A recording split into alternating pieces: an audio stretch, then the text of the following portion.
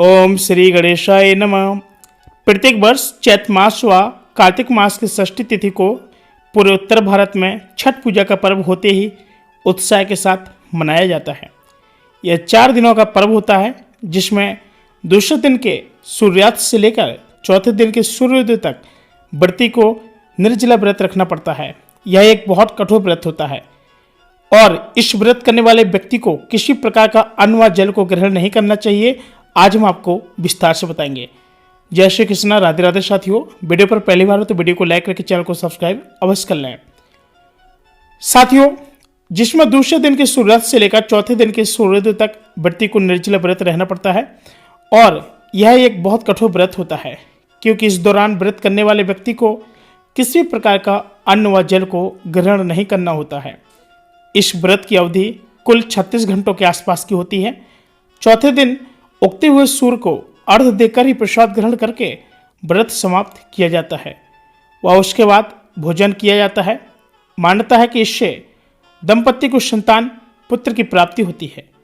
यह जिनके पुत्र को हो चुका हो उसकी लंबी आयु व स्वस्थता के लिए अच्छा रहता है। दरअसल इसके पीछे छठ व्रत की एक प्राचीन कथा भी जुड़ी हुई है। आज हम आपको विस्तार से बताएंगे।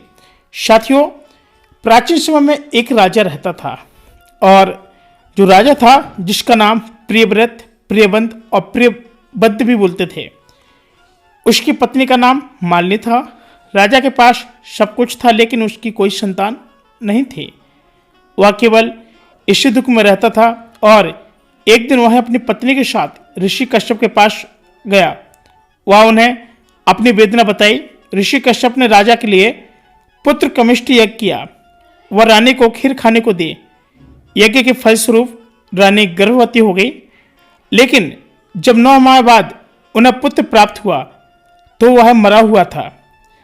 मृत पुत्र के जन्म लेने से राजा प्रियव्रत व रानी मालिनी बहुत ही कुंठित हो गए। वह विलाप करने लगे।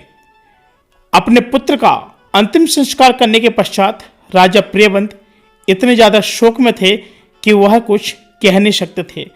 अंदर मन ही मन दम घुट रहा, समझो ये समझिए कि उनके मन में आत्महत्या के विचार भी आने लगे और अपने आप को संभाल नहीं पा रहे थे।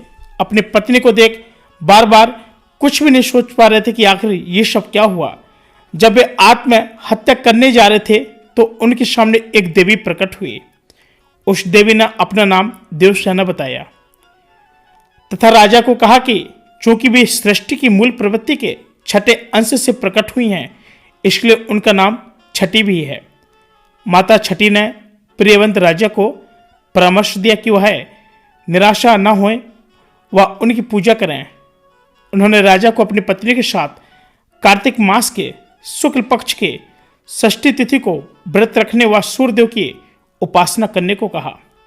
राजा को छठ व्रत की पूरी विधि बता करके माता वहां से चली गई और देवी छठी के कहने पर राजा प्रियवंत ने अपनी पत्नी मालिनी के साथ पूरे विधि विधान के साथ उनका व्रत किया व सूर्यदेव की आराधना भी की।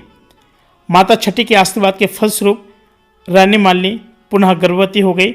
इस बार उन्हें एक सुंदर पुत्र की प्राप्ति हुई जो पूर्णतः स्वस्थ था। तब से इस व्रत की महत्वता और बढ़ गई व लोग इसे पुत्र संतान प्राप्ति के उद्देश्य से भी करने लगे। जिनके संतान हो चुकी है वे इन्हें अपनी संतान की लंबी आयु व अच्छे स्वास्थ्य के लिए भी कामना करते हैं। साथियों, आपको बता दें कि कहते ना कि ऐसा कहते हैं कि आप जितना कठिन काम करते हैं उतना आपको फल प्राप्त होता है। चलिए आपको और बताते हैं कि एक बार सावित्री मंदिर राजस्थान के पुष्कर शहर में रत्नागिरी पहाड़ी पर स्थित एक लोकप्रिय तीर्थ स्थल है।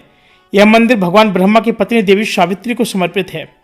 सावित्री मंदिर काफी ऊंचाई पर स्थित है और जिसकी वजह से मंदिर से पुष्कर शहर और आसपास की सभी घाटियों का दृश्य काफी साफ दिखाई देता है। आपको बता दें कि वैसे तो यह मंदिर पुष्कर झील से सिर्फ 15 मिनट की पैदल दूरी पर है, लेकिन मंदिर का पहुंचना और पहाड़ी की चोटी पर चढ़ना काफी मुश्किल का काम होता है और जो भी उस चोटी पर पहुंच जाता समझो वो अपने मुकाम को भी हासिल कर लेता है।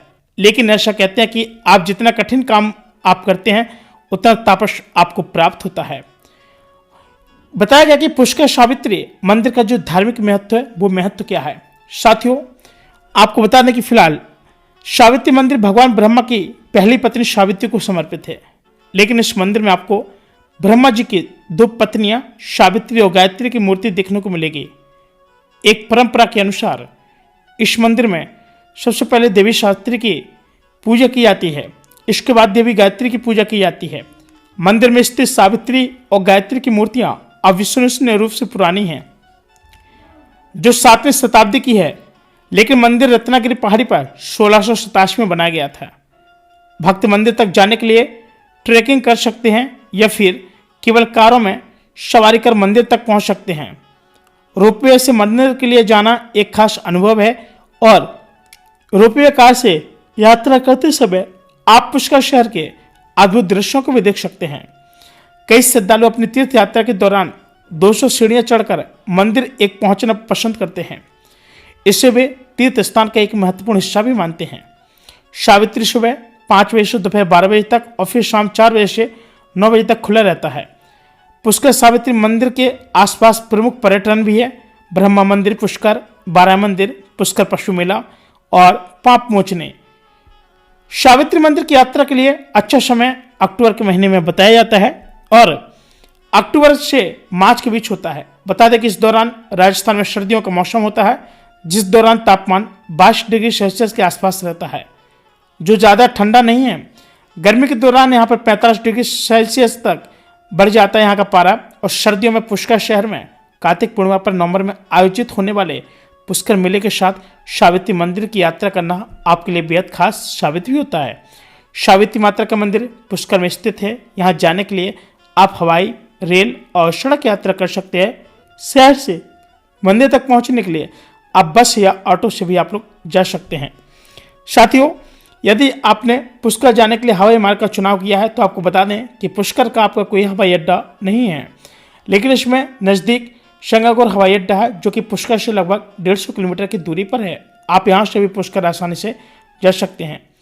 यदि आपने बस के माध्यम से राजस्थान के पर्यटक स्थल तक जाने का विचार बना लिया है तो हम आपको बता दें कि अजमेर का बस स्टैंड देश जहाँ पर प्रमुख शहरों से बहुत अच्छी तरह से जुड़ा हुआ है। अजमेर में पुष्कर की दूरी लगभग 16 किलोमीटर है, जो आप यहाँ से आसानी से पुष्कर तक जा सकते हैं। साथियों, अगर आप लोग भी इस तरीके से दूर दराज का अगर आप सफर करना चाहते हैं, यदि आप ट्रेन से जाना चाहते हैं, तो हम आपको बता दें कि राजस्थान का अजमेर जंक्शन पुष्कर से आपके नज़दीकी रेलवे स्टेशन और पुष्कर की इसकी दूरी लगभग 14 किलोमीटर है। और अजमेर रेलवे स्टेशन भारत के विभिन्न बड़े बड़े शहरों से जुड़ा हुआ है। स्टेशन से आप किसी भी स्थानीय अपने पर्सनल स्थान से पुष्कर शहर जा सकते हैं। साथियों, फिलहाल आज के लिए इतना ही। मिलते हैं एक और नए वीडियो में, तब तक के लिए जय श्री कृष्णा, राधे राधे, ओम नमः शिवाय।